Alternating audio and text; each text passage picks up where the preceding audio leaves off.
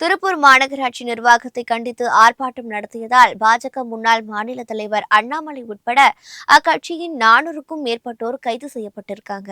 திருப்பூர் மாநகராட்சி பகுதியில் சேகரிக்கப்படும் குப்பைகள் இடுவாய் பகுதியில் கொட்டப்படுவதற்கு அங்குள்ள மக்கள் எதிர்ப்பு தெரிவித்து போராட்டங்களில் ஈடுபட்டாங்க.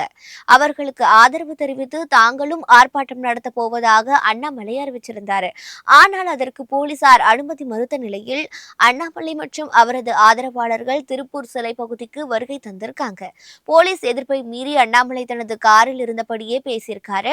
போராட்டம் நடந்த போலீசார் அனுமதி மறுத்ததோடு முன்கூட்டியே தங்களை கைது செய்யும் நடவடிக்கைகளில் ஈடுபட்டதை அவர் வன்மையாக கண்டிச்சிருக்காரு. திருப்பூர் மாநகராட்சியில ஊழல் பெருகிவிட்டதாகவும் குற்றம் சாட்டியிருக்காரு. இதைத் தொடர்ந்து போலீசார் அண்ணாமலை மற்றும் பாஜக நிர்வாகிகள் உட்பட 400க்கும் மேற்பட்டோரை கைது செய்து அருகில் உள்ள ஒரு திருமண மண்டபத்தில் அடைத்து வச்சிருக்காங்க.